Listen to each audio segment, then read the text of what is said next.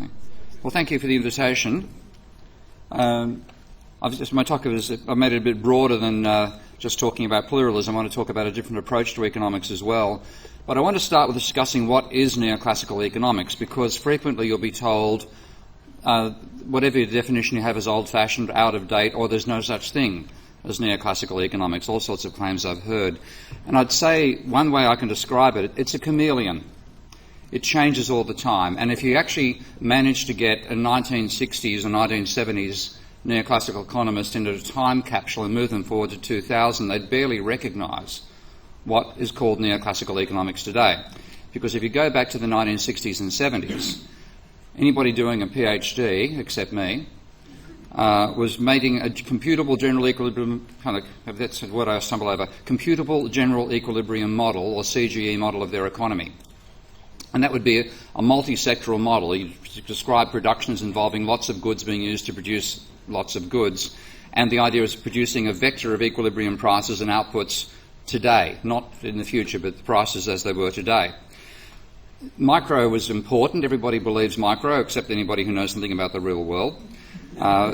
So micro foundations were barely discussed, but they were, of course, taken for granted at the same time, and there was a very tenuous link between micro and macro.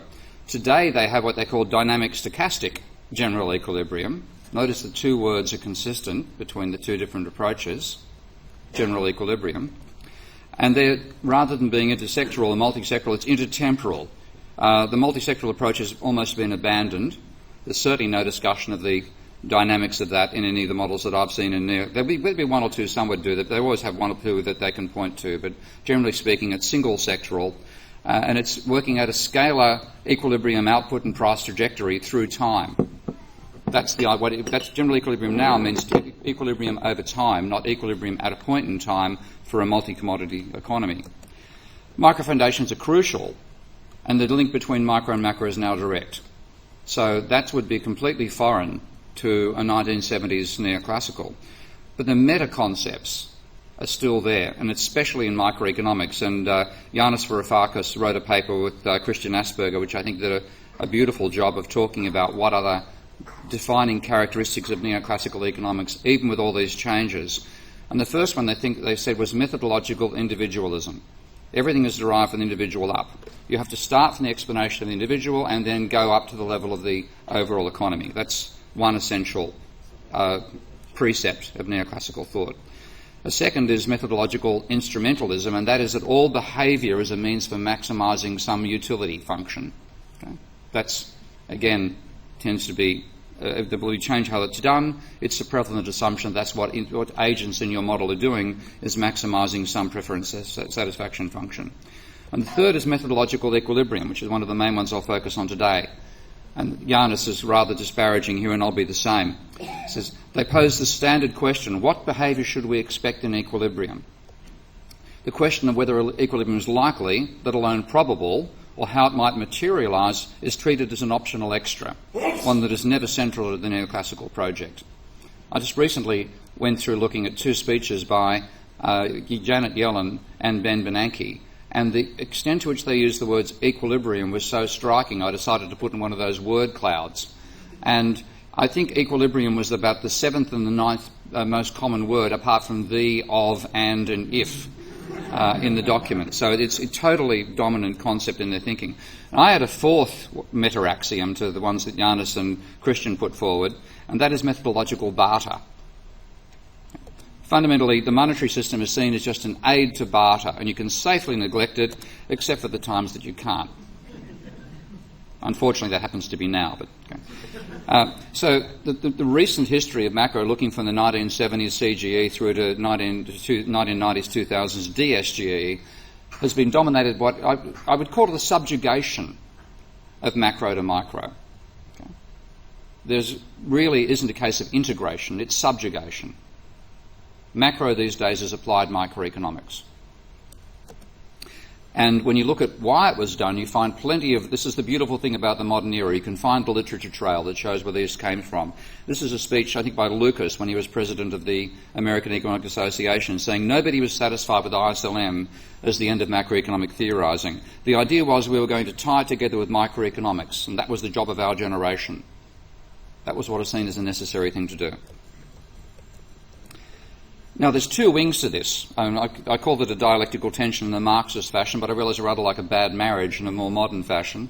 You know, a couple who can't stand each other and can't live without each other. So one extreme you have the Neoclassicals. I'd say they're the males in this relationship, who develop the core tools, which are the whole idea of real business cycle models and stuff like that. They derived from Ramsey's growth model back in the 1920s. And then on the other side, the more feminine side, the New Keynesians say, well, listen, dear, that just isn't realistic. Let's add some, other things we understand from our toolkit, like imperfect competition to explain why prices take a while to adjust. We can use search theory to explain why there's lag responses to changes rather than instantaneous changes. They hate each other, but of course they produce a relationship which is neoclassical economics. Now, by the mid-2000s, there was a real sense of triumphalism to how the neoclassicals described their vision of the world and their accuracy in capturing what they saw as the essential features of capitalism. This is Lucas, again, from that speech in 2003. He said, macroeconomics was born as a distinct field in the 1940s. Interesting, because Keynes did most of the work in the 1930s, but still. As part of the response to the Great Depression. He said, the term then referred to the body of knowledge and expertise that we hope would prevent the recurrence of that economic disaster. Oh, by the way, one way in which he is correct, he's talking about America in the 1940s and early 50s with Samuelson. That is accurate. So the body of knowledge that would prevent the recurrence of that economic disaster. Said, my thesis in this lecture is the macroeconomics in its original sense has succeeded. Its central problem of depression prevention has been solved for all practical purposes, as in fact been solved for many decades. What's that old saying about pride goeth before the fall? Now, Bernanke, similarly, in 2004, and I found speeches right up and including 2007 with a similar nature to them, saying that the low inflation era of the past 2 decades has seen a marked reduction in volatility which we've dubbed the Great Moderation. And, of course, he took credit for it, saying that the sources of where it came from are controversial, but there's evidence that improved control of inflation, which, of course, they see as the responsibility of the central bank, which he was then part of, has contributed to this welcome change to the economy. And Blanchard, now I find this probably the most remarkable of all. Olivier Blanchard is slowly going through what looks like a long-distance mea culpa, apologising for his previous views. But I still find it stunning. The date on this paper is August 2008. Now, the crisis is dated to having started in August 2007. So this is a year into the crisis. And he states in this that, talking about the husband-wife squabbles between New Keynesians and Neoclassicals, for a long time the explosion that made the field look like a battlefield, he said, over time, largely because facts do not go away, he was already in the middle of a totally contradictory fact, but nonetheless, facts don't go away, a largely shared vision has emerged. The state of macro is good. 1 year after the crisis began, 8 months after the Federal Reserve and the BEA declared that this recession had begun. So that's neoclassical. What's post-Keynesian? That's the field I'm most identified with, though I'm certainly not in the mainstream of post-Keynesian economics. I work in what's called complexity theory. But this is Diane Coyle, who's one of the authors of the core curriculum, which is an attempt to derive an economics which is, they state, teaching economics as if the last 30 years has happened. What it actually, the real meaning is teaching economics as if the last 30 years of neoclassical economic research have happened. Okay. Because it really doesn't have much of anything else than neoclassical inside there. Now, she was talking on the BBC radio program, Teaching Economics After the Crash, which was done by Aditya Chakraborty, who's the economics correspondent for The Guardian. And in response to a comment from the post-crash society, very much like the Rethinking Economics group here. By the way, I applaud you on this conference and the professionalism with which you put it together. It's really quite fantastic. He said, post-crash has this fixation on schools of thought.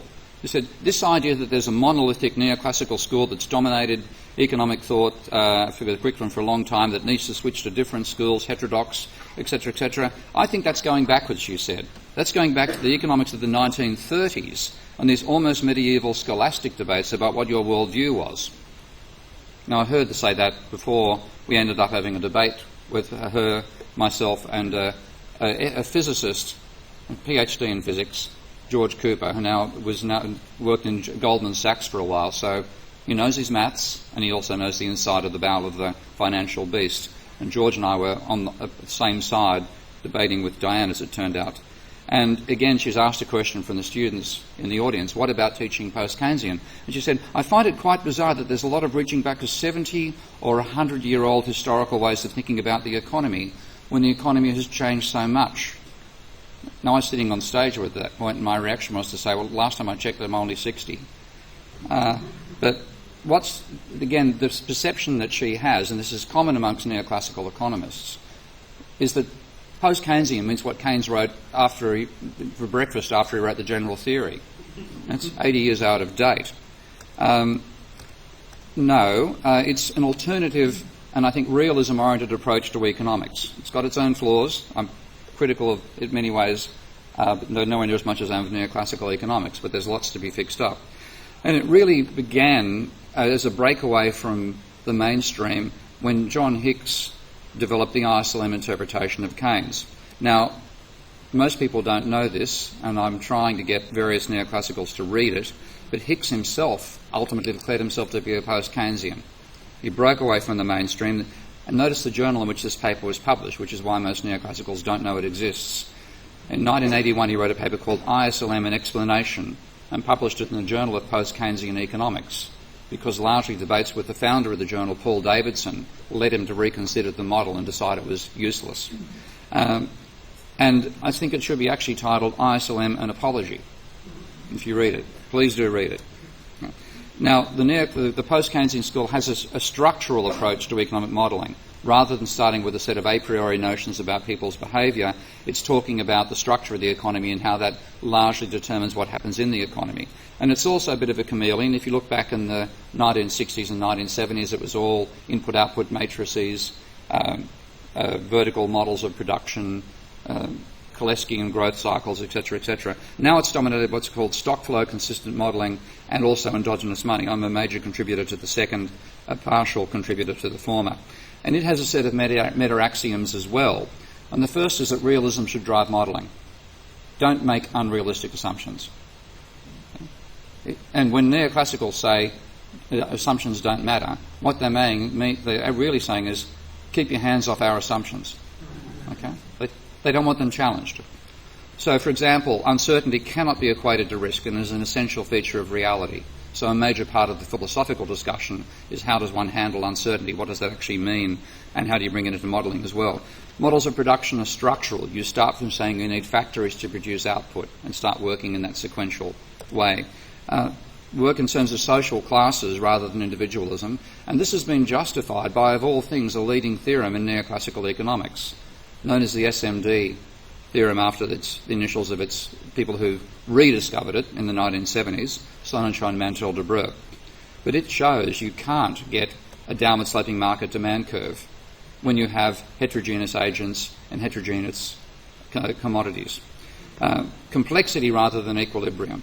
So rather than saying the economy is in equilibrium, it's normally far from equilibrium. Like any dynamic system under external pressure, it'll be away from equilibrium and never will approach its equilibrium values, and it's fundamentally monetary. And those last two aspects are the major ones I'll talk about today.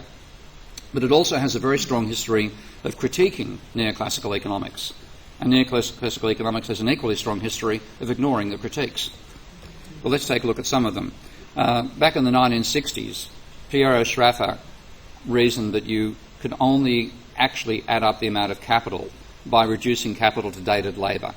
And when you did that, you got a highly non-linear relationship between the rate of profit and the amount of capital that you measured you had using this dated labour technique.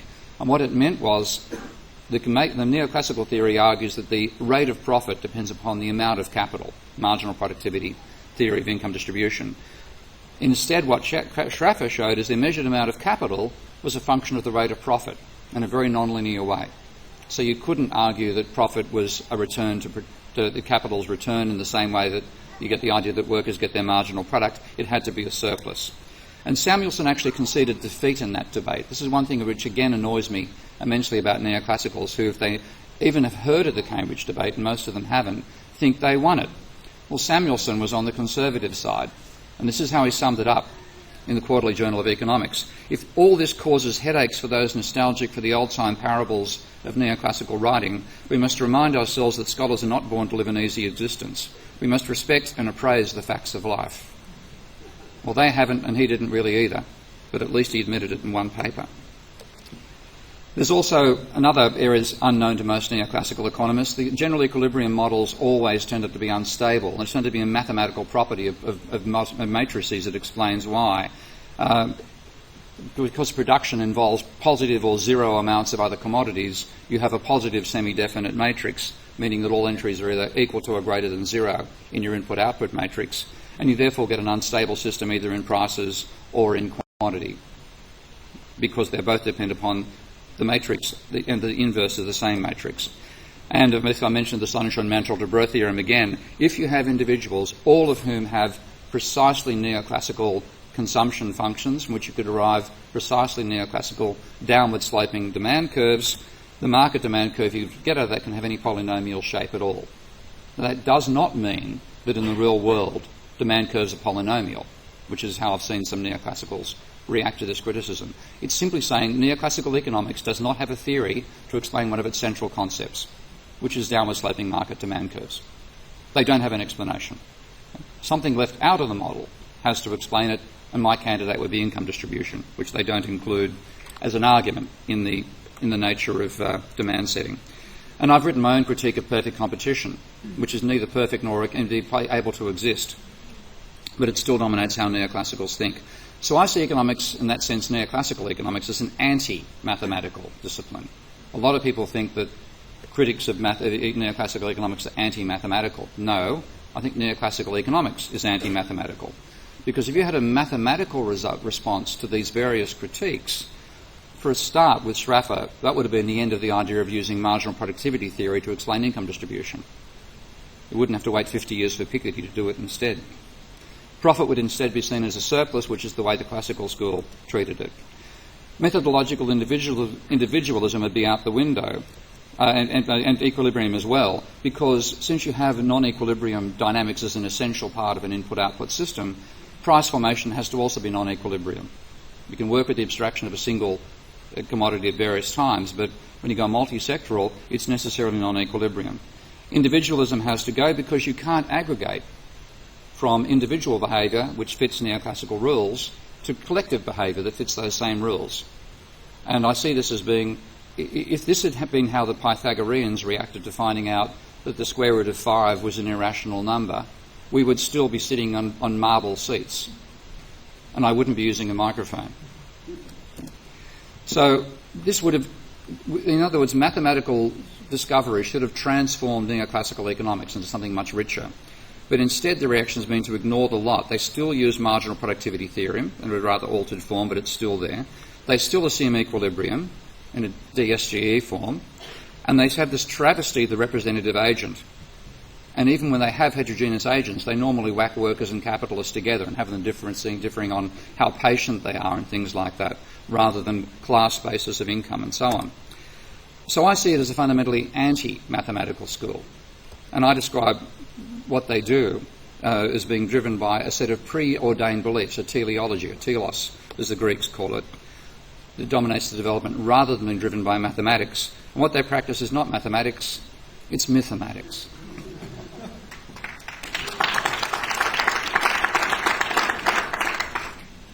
It's also anti-empirical. Now again, whenever neoclassical economics gets a challenge, it retreats back into micro. And we're starting to see that right now. Because macro, they put a macro theory together, the economy explodes, something's wrong with macro, let's retreat back to micro again, they regroup.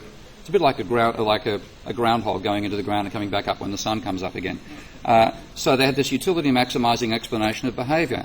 Well, it's been very carefully tested in a brilliant paper from 1997, published in the Economic Journal, not a Post Keynesian journal this time, but a mainstream journal. Beautiful, very, very careful test. And at the end of it, the conclusion of the researcher was that he found a considerable number of violations of revealed preference, contradicting the neoclassical theory of the consumer maximising utility subject to a budget constraint. And given that we should pay limits, realise the limits of using this as a way of describing human behaviour, and certainly be less imperialist in our ambitions. Anything but that has happened. The paper's been ignored. Similarly, you get this idea of firms facing rising or marginal cost. I might use a technical term here and say that empirically that's bullshit. There's over 100 empirical studies that have been done since the 1930s. Every last one of them has found that between 89 and 95% of firms report constant or falling marginal cost. Now, again, mainly this has been done by people outside the mainstream. So I was delighted to find in the late 1990s that Alan Blinder, who was at various times have been deputy chairman of the Federal Reserve, deputy president of the American Economics Association, so absolutely mainstream, again did a very careful study, hiring PhD students to be his questioners and interviewing firms in the northeast quadrant of the United States that, when he worked it out, represented 15% of America's GDP. So it's a serious sample. And here's his conclusion. The overwhelmingly bad news for economic theory is that apparently only 11% of GDP is produced under conditions of rising marginal cost. Firms report having very high fixed costs, roughly 40% of the average total, which again is not conventional belief. And many more companies have falling rather than rising marginal cost curves. So now, while the reasons he said maybe he tried to find reasons that you might justify, but he had PhD students posing the questions, interpreting the answers. Okay, face-to-face interviews. It wasn't a case of what people might click in a survey box and not really understand the concept. They had a PhD student in economics there to explain any things they weren't sure about. So their answers painted an image of the cost structure of the typical firm that is very different than one immortalised in textbooks. So it's not empirical. It ignores empirical data that contradicts the basic notions of the discipline. You will not find that reference in any neoclassical text. And also, if it were true, think about this, if it were true that there was some profit maximising level of output, then the job with the sales manager would ring up the sales team and say, stop selling, we've reached maximum profit. Any more sales an hour will reduce our profit. No one has or ever will make that phone call. Okay? It's a myth. There is no profit maximising level. That's why sales managers' job is to get as many sales as possible. It's nonsense to say we can restrict it internally there. And just to give you an idea of how much this is neglected, by the way, this is looking in Amazon. This is the book I'm talking about, asking about prices. I have a copy. It may be the only one ever sold. Because notice there's only one customer review. He gave him 5 stars, which is pretty good. Of course, I wrote the review. Here at the same time is Macroeconomic Theory, Mas-Kalel's book. Now, I'll give Mas-Kalel some credit here. You can find almost every flaw in economic theory inside that book. He admits this on Mandelberg critique. It's just that I'm sure the teachers, when they scram over that almost 1,000-page book, ignore those particular sections or gloss over them or use the mathematical exercises rather than saying anything goes, as one of the subheadings does. This has 98 customer reviews. The sales level for this book, even today, in terms of Amazon, it's running at about 121,000 right now. Where is Alan's book? I think it's in the millions, 1.6, 1.7 millionth sales level. Of course, 1.643 millionth in the bestseller list in Amazon. In other words, nobody buys it. Okay? So they ignore even empirical research, even when it's done by one of their own. So the crisis in 2008 had every reason to be not just a crisis for the economy, but also a crisis for economic theory. And of course, it was completely unanticipated by the mainstream DSGE models. My favourite here being the OECD, that in June of 2007 published this is the overview to their bi-yearly report. Our central forecast remains indeed quite benign. A soft landing in the United States, a strong and sustained recovery in Europe, sustained growth with strong job creation and falling unemployment. Now, think about it. This is what politicians received as advice in June of 2007. And 2 months later, all hell starts to break loose. Now, after the crisis, they have pretty much 3 defences. The first, and this is the commonest one I cop, crises can't be predicted. They're exogenous shocks. You can't predict the size or scale of when the shock's going to come. Don't blame us for not seeing it coming. Secondly, they will admit sometimes that 99% of the models are linear, which means that you can have what's called superposition. So if you double something, it has double the impact. If you don't double something, it has 5 times the impact. And you can separate out one cause from another. So, well, non-linear models don't have this problem, but they're too complicated. And the third is, well, linear models are okay if we can, I'm here quoting Olivier Blanchard from about maybe 2 or 3 months ago, stay away from dark corners. That's his advice. Our models are fine so long as you don't get into trouble. In other words, we can tell you how to drive a car so long as you don't get into a skid. Now, my response to those is, first of all, the failure was due to the a priori notions the theory has that leave out the most important variables in the economy. When you include them, it's obvious that the crisis was going to happen. And, in fact, economists were the least well-informed about the likelihood of crises. Many people with a gut feeling and worries about the level of leverage they saw in society, their premonitions were far more accurate than economic theory. In fact, the opposite. Economic theory distracted people from seeing these premonitions, so don't worry about them. Secondly, it isn't true that nonlinear models are too complicated. The whole idea of complexity is that a simple model can give you complicated behaviour or complex behaviour. But you can learn a lot from those very, very simple models, and I'll give you an example shortly. And the third is, we are still in that dark corner. Neoclassical economics can't even tell you whether you're there or not because it doesn't know what causes dark corners. It's only good advice if you can tell us how they happen. They can't do that.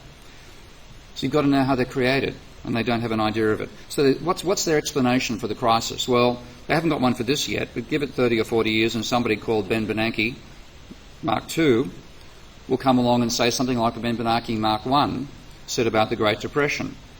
And this is from his book Essays on the Great Depression. There is now overwhelming evidence that the main factor depressing aggregate demand was a worldwide contraction in world money supplies, which I agree with. Monetary data is quite remarkable and tend to underscore the stinging critique of the Fed's policies. Now I'm starting to disagree. He's blaming the Fed for causing the crisis. It was also beautiful justice, I thought, that he became Fed chairman. Okay.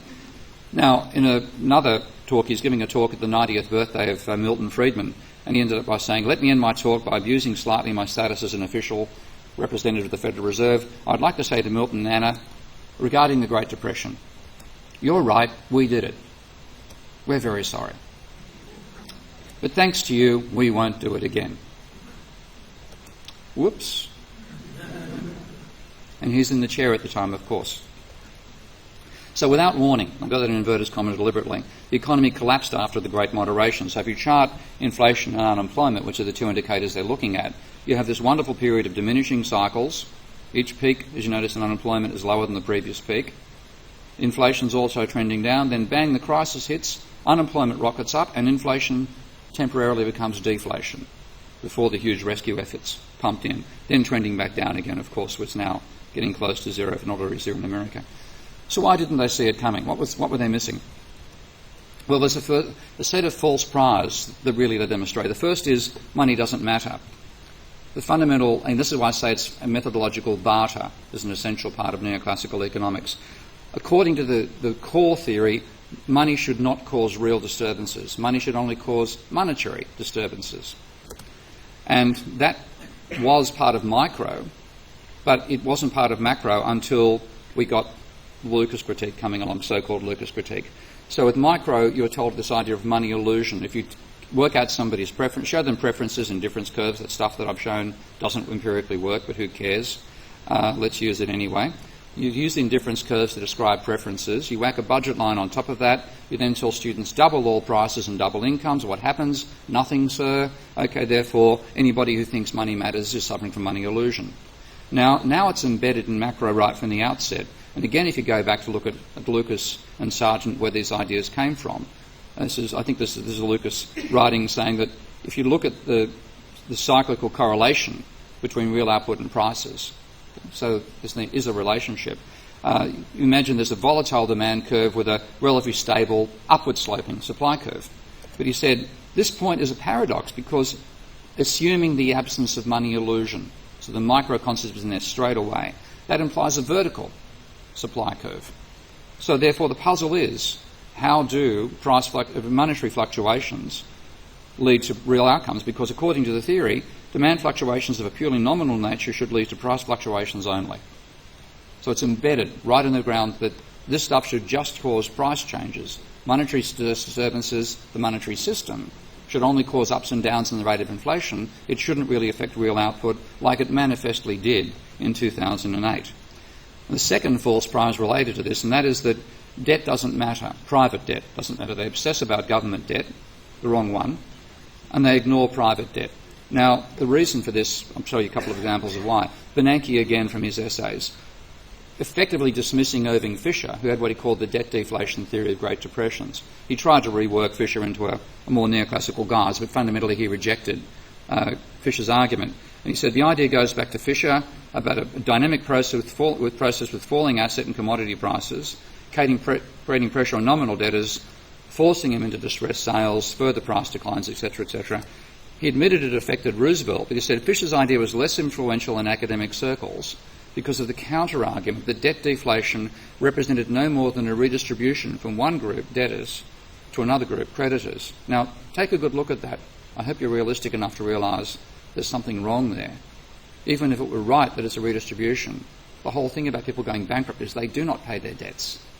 Okay? You can still make a statement like that and not realise the unreality of it.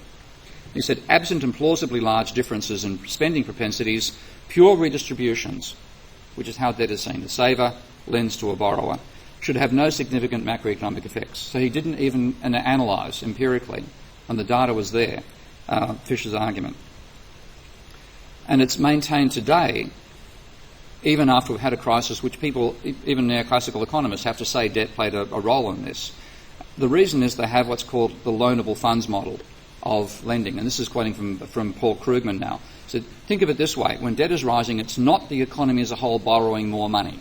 So what he's alleging there is that there's no relationship between a change in the level of debt and a change in the level of the money supply. Okay? Changing debt does not change money supply.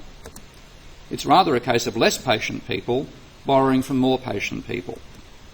So what's argued there is that the spending power of which with falls in one case is offset by an increase in the other. And again, it's the whole idea that there's only a peripheral impact. And he used this argument to critique Richard Koo, who's somebody who I agree with in his analysis of the economy largely. And Richard argues that the economy can be completely balance sheet constrained. And Krugman is saying this makes no sense. He says when there are debtors, there must also be creditors. So there must be some people who can respond to lower real interest rates even in a balance sheet recession. So he's ruling out this whole argument because on the basis that savers and borrowers offset each other and changes in the level of debt don't really matter. Well, I've built a software package designed for monetary modelling called Minsky, and you can download it by clicking on that link there. It takes you to SourceForge here, and you can download it. It's an open source program. It's a long way to go, but I can illustrate some interesting points with it. So what I did using Minsky in this model I'm about to show you is I took the so-called model of banking that's in the appendix to a paper by Egerton and Krugman, which has a patient consumer agent lending to an impatient investment agent, meaning that one produces consumer goods, the other produces investment goods. And the investment agent, of course, pays interest, but the bank charges an intermediation fee because the bank arranged the loan. Didn't do any lending, it just enabled the consumer to lend to the investor. And of course, what I now do, I deviate from neoclassical mainstream quite happily here, without representative agents and all that nonsense. So what I instead have, I treat them both as industrial sectors, both hiring workers, both buying output from each other, both selling to workers in the bank and each other. The investment agent has to pay what I have in the model is there's set rates of repayment, which then you can modify and vary and see what happens. So I change those borrowing and repayment rates and see what happens. And the answer is that if this is institutionally accurate as a description of lending, they're right. Debt doesn't matter. And I'll show you. This is the basic model here. So I have a bank arranging a loan, charging a fee for it, workers get hired, outputs get sold, etc., etc. And the way Minsky works is you represent financial transactions in a double-entry bookkeeping format. Any accountants in the room? No? Well, a couple, okay. Pretty rare. So what I've got, I'm following accounting conventions here. So assets are shown as positive, liabilities and equity are shown as negative. All rows sum to zero, including the initial conditions, and the flow is from positive to negative, because adding a positive sum to a negative amount reduces it. So the liability of the bank goes down to consumer, goes up to the investment sector because of the lending. And debt's not there, you might notice. I've got, just to show it's happening, I have the consumer agent lends to the investment agent repays the debt, the investment agent pays interest, the consumer agent pays a fee to the bank, the consumer agent hires workers, the investment agent hires workers, the investment sector buys consumer goods, the consumer goods sector buys investment goods, workers consume and bankers consume and bankers invest. Follow that? It's not too hard. That's why I've designed this system rather than the flowchart software that dominates system dynamics, as I'll show you in a moment. So debt doesn't appear there because it's an asset of the consumer sector, and this is only showing assets of the bank. So you've got to do another table, which Minsky generates, showing it from the point of view of the consumer agent. And now what's happening here is the consumer deposit at the bank is now shown as a positive sum because it's an asset of the consumer sector, and the debt is shown as a positive sum because debt is an asset of the consumer sector, the debt the investment sector owes to it. So lending reduces the amount of cash inside the consumer agent's bank account, but increases the asset they have in forms of debt with the investment sector. And of course the consumer sector has to do without cash in the meantime, so likely to spend less. Put it all together, and this is now the combined flowchart and double entry bookkeeping vision of Minsky, but I'll now bring it up on a large scale here, and I'm going to run the model and show you what happens to the level of economic growth, which is here. And I've also unfortunately clicked. This is beta software, sometimes too sensitive. I actually added an extra element there by accident. I'll just get rid of that before it causes any trouble. Okay, we have the economy growing on. Now I'm going to notice it's all flatline. Growth is zero. There's no change in the money stock. There's the level of the money stock. Level of debt's risen up to the stage where debt now exceeds the money stock, which is quite feasible. It's been running for 172 years so far. So I'm just going to speed up the lending and slow down repayment. And notice you now have a dramatic increase in the level of debt. If the screen was big enough to show you the debt to GDP ratio, I could show you that as well. That'd be rising quite dramatically. Keep that going for a while. Still not much change to the level of debt. Let's now have a dramatic decline in the level of debt. So repayment happens much more rapidly and lending occurs much more slowly. I think I actually did stuff it up by bringing that extra element in there. So I'll start again. Hang on, let's see. Pardon me. One reason Bill Gates never does demonstrations live. Okay, let's try again and see if it sets properly. Okay, now I'm going to have, so an increase in the lending rate. There we go. Notice the debt level's risen rapidly. And now also a reduction in the rate of repayment. Notice an explosion in the level of debt. What's happened to growth? Technically speaking, bugger all. Okay, no change to the rate of GDP growth. It's still pretty much zero. You then might have a rapid increase in the rate at which people repay their debts and a decline in the rate of lending, a couple of little blips there to the growth rate. And now debt's fallen dramatically.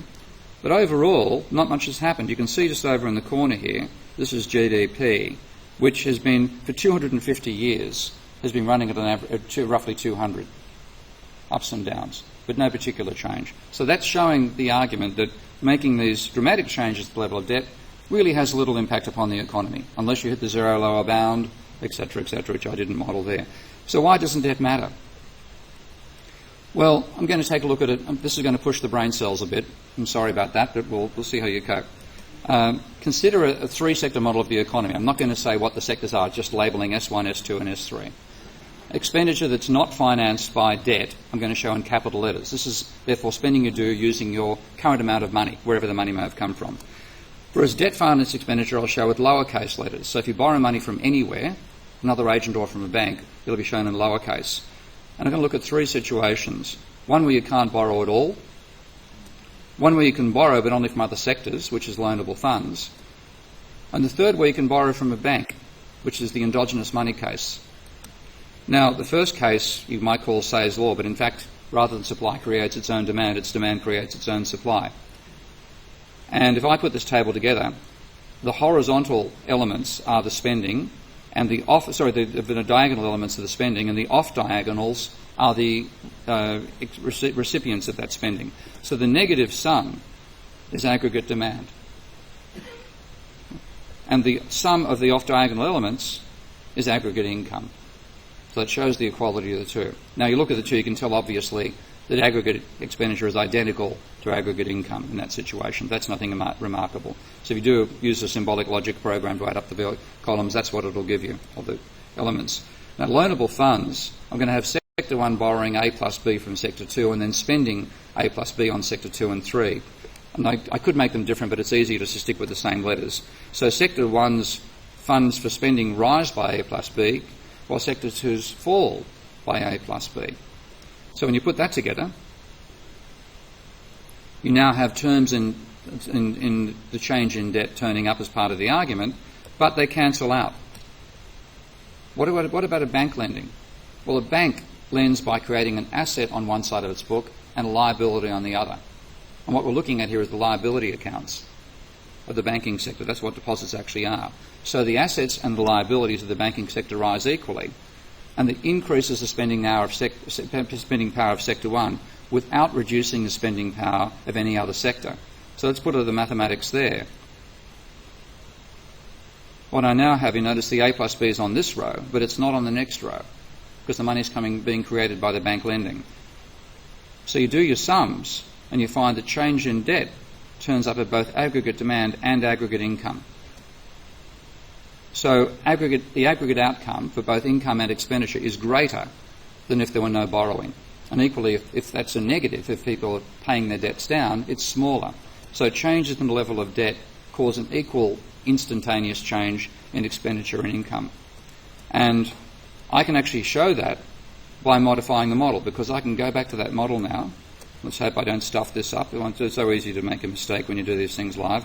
But this is the consumer sector's account. And as you can see, I hope you can see on the screen, there's D for debt as an asset of the consumer sector. Now in Minsky, I can say, well, let's just delete that column because it's nonsense. There is some lending like that, but most lending is by banks to non-banks. So I'm going to delete that column, and then the lending and repayment and interest payment and also this idea of a bank fee, also a fiction, so I'm going to get rid of those. I might push my luck and try to fix up one more element here and say that the actual, let's see, I don't want to make typing mistakes when I do that. Okay, that's saying that the assets are less for the consumer sector. Come to the banking sector, and I can now, I'll just expand this so you can see it on the screen. Notice I've got these unbalanced operations over here. What the program is doing is making sure that all rows sum to zero, so it's warning me this one doesn't yet. So I'm going to click here and create a new asset column, and the program remembers that debt's still in the system because it's still shown as a liability of the investment sector. So I choose that, and instantly two of those rows are corrected for me. I'm going to delete the bank fee and say that the interest is actually paid to the bank rather than paid to the consumer sector. A few more changes I should make, but I'll leave it at that. Hang on, come on, react. Good, okay. Now let's reset the system and see what happens. I haven't made the complete changes. There's two more I should make, but I'll try it now. Okay, let's try that again. Starting with the lending rates at the same rate as I began the other model. So 7 years to double lending and 9 years to double repayment. Okay, off we go. Notice we have a positive rate of growth. That didn't happen in the other model. Notice also the level of money is changing as the level of debt rises. Now if I have an increase in the rate of lending and a decrease in the rate of repayment, notice the growth rate rises. If, on the other hand, we have what happened in 2007, and there's a sudden increase in the rate of repayment and a slowdown in the rate of lending, then the growth rate plunges and goes negative, and the level of money falls in the economy. That's all it takes to go from loanable funds to endogenous money. It's simply admitting the institutional reality that banks lend money and saying what are the macroeconomic consequences of that. That's all it takes. Now, that's what they leave out. And if you admit that, you're admitting one of the biggest variables in capitalism. It's no wonder you don't see crises coming when you leave something like that out. And that's why the crisis was predictable. Not the timing of it, but the fact that it had to happen because the level of the rate of growth was enormous. Now, again, one thing that neoclassicals often throw at critics is you just don't know enough mathematics. Yeah. That's the equations for the loanable funds. That's the equations for endogenous money. I'm just showing you there are equations behind this stuff, okay? And all that's happened really is that these terms, repayment and lending and the fee, have disappeared from the consumer deposits argument, and the interest payment has moved over to the banking. So it's not a large structural change, but it's a huge change in the nature of the world. And realism is an essential part of seeing that. And the Bank of England has finally chimed in here, much to their credit, on the endogenous money side, with a wonderful set of papers and videos published last year, beginning of last year, called Money Creation in the Modern Economy. I highly recommend taking a look at it. They're saying banks create money when they lend, and it's therefore a major part of macroeconomics, which is still not part of how neoclassicals think. Now, this is slightly more intimidating. I want to show that the result I showed you about the change in debt transfers across from this single instant lend thing I was showing beforehand to look at an overall flow. So this is looking at now treating each of those S1, S2, S3, the sectors, as amounts in a bank account. And I've now got the change in debt turning up here as a flow of debt, an annual flow of debt. And this is the change in debt is dimensioned by years. Rate of change of debt per year is the term there. And you also get interest payments turning up as well because you've now got a bank inside the system. So the aggregate definition for demand now is that demand is equal to the turnover of existing money plus gross financial transactions plus the change in debt. And that's the vision that I've got of how we should look at the monetary macroeconomics. So both aggregate expenditure and aggregate income are non-debt financed expenditure, which comes out of the turnover of existing money, which is all neoclassicals have in their models, if they have models of the monetary system at all, plus the change in debt, which both creates new money and demand at the same time because you borrow to spend, plus gross financial transactions. And that gives me what I'm calling a dynamic non-equilibrium version of the quantity theory of money. Because Milton Friedman used to argue that you could say prices times output was equal to the velocity of circulation times the amount of money. That was Friedman. When you look at it properly, it's got to also include new debt. So it's a dynamic version of that equation. And when you look at the rate of change in aggregate demand, you get the acceleration of debt turning up as well as the level of debt.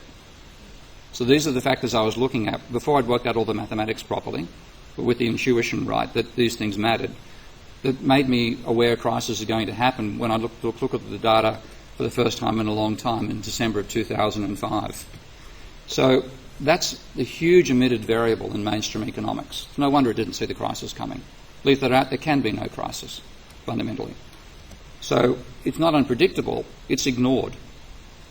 And this is the type of thing which happens in neoclassical economics all the time, because a priori reasoning, rather than empirical logic, rules how they put the model together.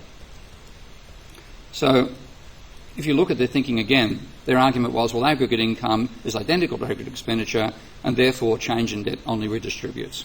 What I'm saying is, from a monetary post-Keynesian point of view, aggregate income is identical to aggregate expenditure, and given endogenous money, the two are equal to expenditure and income out of current money, plus expenditure and income generated by the change in debt. And therefore a slowdown in the rate of growth of debt can cause a crisis. And that's why I anticipated one and why I called it when it did, because the change in debt itself is such a huge part of demand given the level of debt we have now that simply a slowdown in its rate of growth is enough to cause a recession. And when you get it becoming negative, which of course it can be, then you get a depression. So looking at the data back in 2005, I realised that the level, first of all, was far too high. It was the highest. I had data going back to 1952 at that point. It was the highest level of debt since 1952.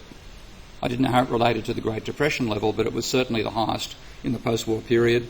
Its rate of change was also the highest in the post-war period. It simply couldn't be sustained. When it slowed down, there was going to be a crisis, and given that there had been nothing of the scale since 1952, I guessed that it would be a depression scale event, something beyond anything we'd seen in the post-war period. So you can use the dynamics of debt to explain both the Great Depression, which Bernanke didn't, and the Great Recession. And to give you an idea of looking at aggregate data, I've put this data together over the last few years by taking current time series and then latching them onto earlier time series and adjusting them so that they meet at the same level, which is the type of stuff that Reinhardt and Rogoff did in their good empirical work. Not the crap they put out that they got criticised by Thomas Hendren for, but when they did good work on long-term data series, that's what they did too. So this is the red line is private debt in America as a proportion of GDP, going back to 1834. The blue line is government debt. Now this pattern's repeated over the planet because despite the obsession that neoclassicals have with the level of government debt, private debt is in almost every country far higher than government debt. Okay? That reason alone, you should be looking at it. Now, using similar arguments to mine, Wynne Godley started warning of a crisis back in 1998, using sectoral analysis and simply saying the sectoral flows are so dependent upon an ever-rising level of household debt. This has to stop.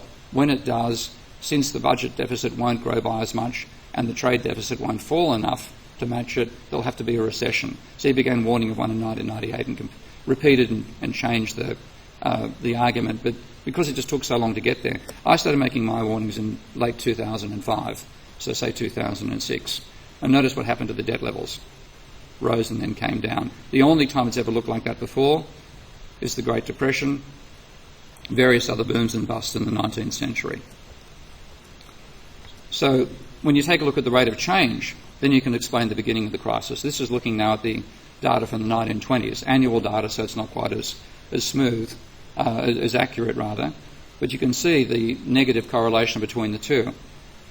When the change in debt slows down, unemployment goes up. And that applies also during the Roosevelt recession, which I think we're going to experience a repeat of shortly. So the correlation is minus 0.78 between the two data series. Now, most economists would salivate to get a correlation coefficient bigger than 0.3. Okay? Minus 0.78 is pretty cool, but it's not as good as this. That's the current data. That's from 1990 to now.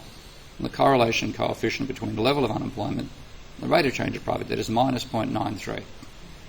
Now, I am hoarse today because I've got a cold, but I've gone hoarse over my last 10 years trying to get people to look at this. And no conventional economists, and actually quite a few post-Keynesians, have also failed to consider this data and look at it and say, there's something serious going on here. And Kahneman, in his book, Learning Fast and Slow, used a phrase of what he called theory-induced blindness. If your theory tells you something can't happen, you don't see it, even when somebody shows it to you. So that's serious. And equally serious looking at the acceleration of debt, because the deceleration is the main thing which gives you an indication the crisis is coming. So here's looking at the acceleration and the deceleration of debt over the period from 1990 to today. Correlation coefficient there, minus 0.88. You can see where the crisis began, and you can see where the rate of change, the acceleration of debt plunged as well. So we have to model money and debt dynamics out of equilibrium. If we're going to model capitalism, we've got to do all those things. And that comes to the second defence, and that is that it's too hard. Well, it's not. It's not easy, but it's not impossible. So I'm going to give you a foundation for bringing debt and money into macroeconomics. And this is working from another great and neglected economist called Richard Goodwin, who in 1967 built this very, very simple model of the economy. And he said that at the simplest level, capital determines output. There's some rough relationship between the two. Let's just make it a constant, see what happens. Output determines employment. Given how much output you want to produce, that's how many workers you have to hire. Employment determines the rate of change of wages. Wages determine profits. He's got a simple two-class system here. Profits determine investment, and investment's the rate of change of capital. Now that gives you go from capital, the rate of change of capital, that's closed your model. So putting it mathematically, you get, let's say output is capital divided by capital output ratio. And labour employed is output divided by labour productivity. Labour divided by the population gives you an employment rate. I'm using a simple linear Phillips curve in the first illustration I give you here. So the Phillips curve times the level of wages is the rate of change of wages. Wages times labour gives you the wage bill. Subtract that from output, you have profit. In the simple model, the good and built, all profit gets invested, and investment minus depreciation is the rate of change of the capital stock. Now, building that in Minsky with a few parameter values I'm stating here for anybody who wants to play with it later, you get a model that behaves like this.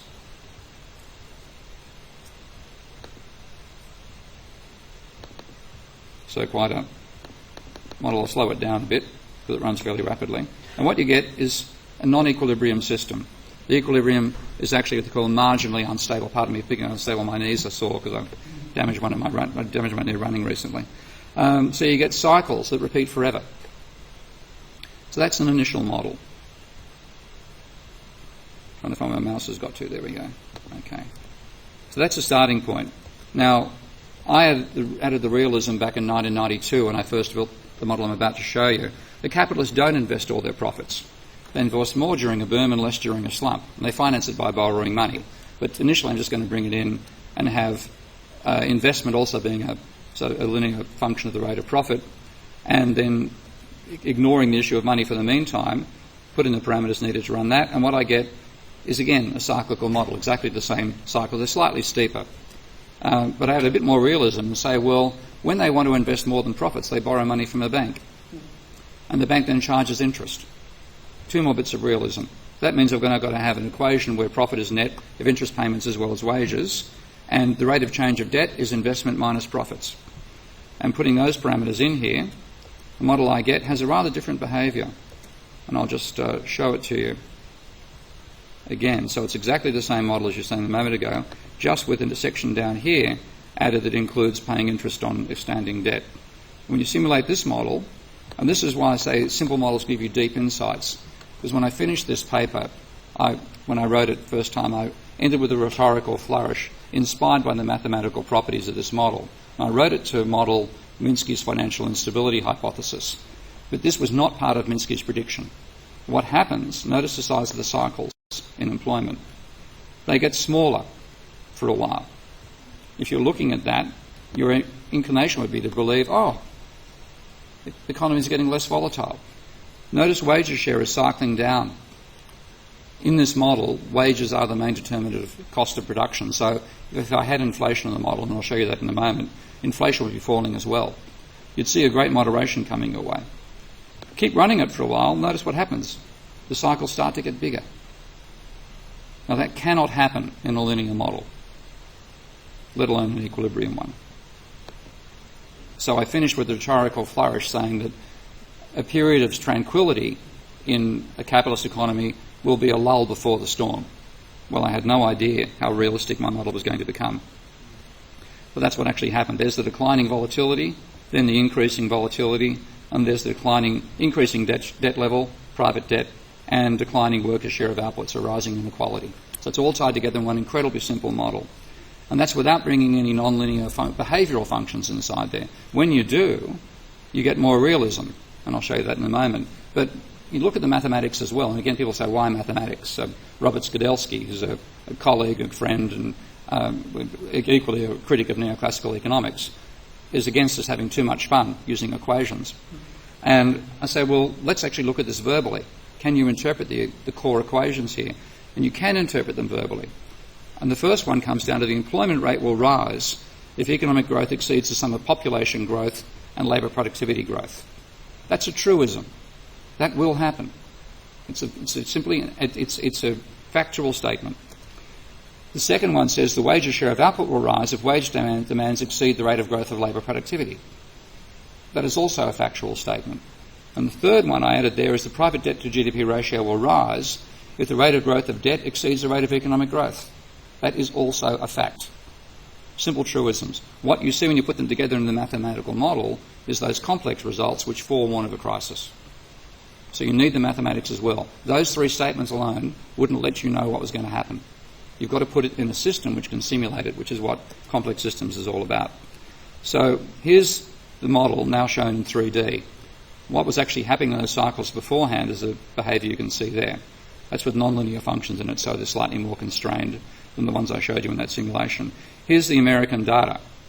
Much rougher, of course, but the basic trend is still there. Cyclical growth in the level of debt and ultimately a breakdown. Now, When you add a more realistic model, including prices in there, which I do, and government counter-cyclical policy, then you get something more complicated again. So I've embedded this in the presentation, of course, and I'll just bring it in here. This is a model which lets me switch from one situation to another. So if I start without government, without debt, and without prices, and a linear model, then I get just the, oh, hang on, what have I got? I've got debt in there, pardon me, I didn't change the debt. Let's get rid of debt. Okay. So I get the straight cyclical model I showed you initially. If I go for nonlinear and include debt inside there,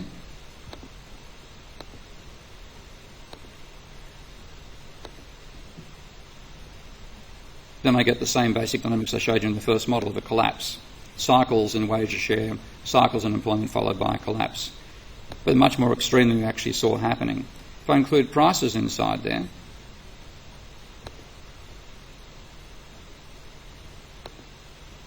then you get the one-sided collapse we actually saw in the real world. That's rather too fast. I should slow it down a bit. But you get a series of cycles where employment cycles up and down, the cycles seem to be getting lower, you think the economy is doing wonderfully, and then without warning, it falls off a cliff. Now what about if you have a government sector? Well, the government can stabilise an unstable economy. That's part of Minsky's argument. And if I simulate this model where the government spending then comes in, then you can stabilise the model.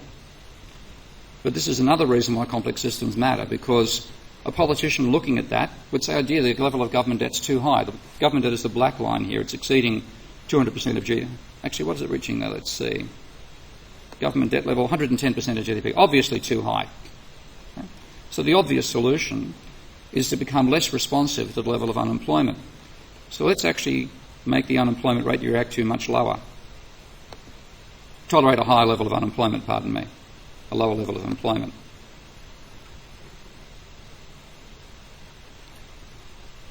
I'll speed it up a bit.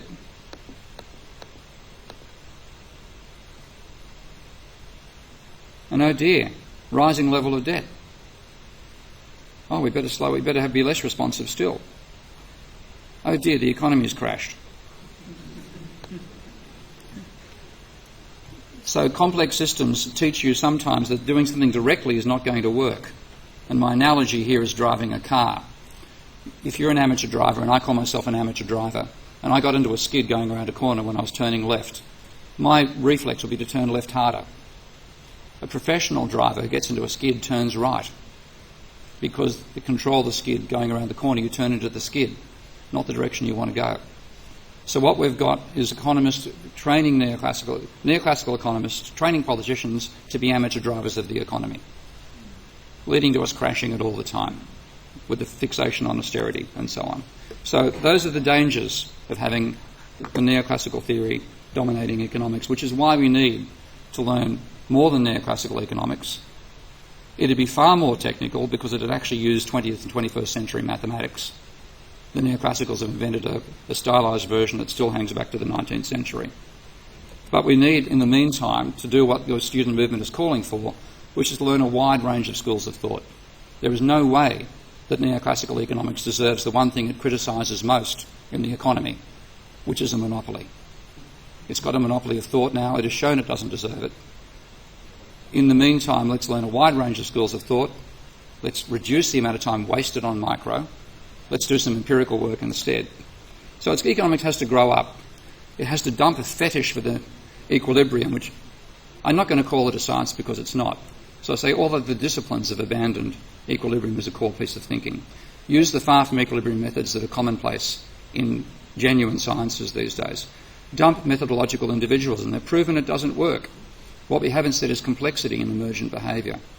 And we've got the tools to handle that today. And dump the fantasy of barter as well. Capitalism is inherently monetary. We have to model it that way. And do use it using a stock flow consistent dynamic monetary work, which Post Keynes have pioneered but haven't perfected.